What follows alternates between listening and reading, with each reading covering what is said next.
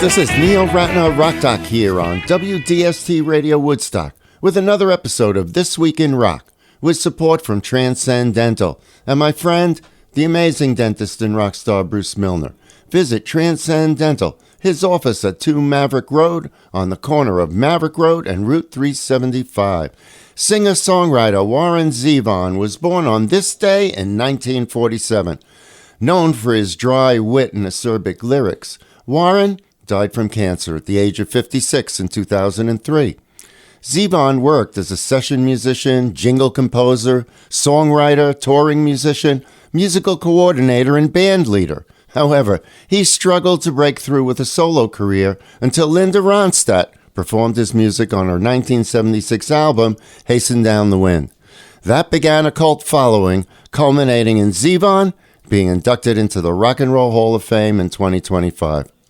Bruce Springsteen commented that Zevon would write something that had real meaning, and it was funny too. I always envied that part of his ability and talent. And he was a favorite of David Crosby, who said he saw things with a jaundiced eye that still got the humanity of things.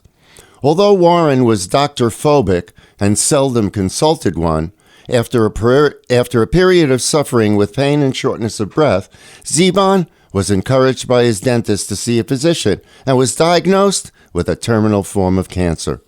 Knowing that he only had a short time to live, in 2002, Zevon did an interview where he explained why so many of his songs dealt with mortality.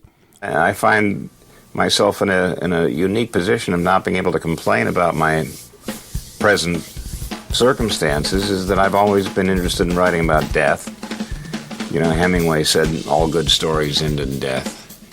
And for some reason or another, I've been writing songs about death and mortality and violence, and I'm not sure why. Some of them are for reasons based on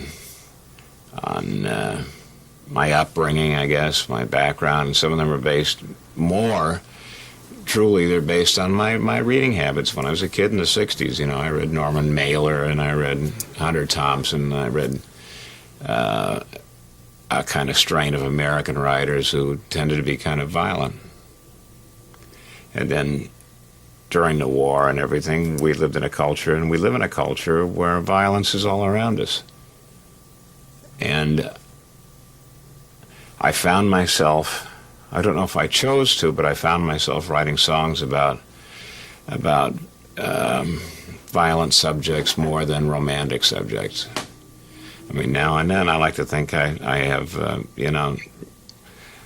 some good-hearted romantic impulses and express them in songs, but for the most part, I write a different kind of song than that. During the early 1970s, Zevon worked with the Everly Brothers as keyboard player, band leader, and musical coordinator. Phil Everly had watched the television broadcast of the 1935 film Werewolves of London and suggested to Zevon that he adapt the title for a song and dance craze. Warren agreed, and with band members Leroy P. Marinell and Waddy Wachtel, they wrote the song Werewolves of London in about 15 minutes. Okay, let's listen. From Zevon's 1991 performance at the Bearsville Theater, Werewolves of Woodstock.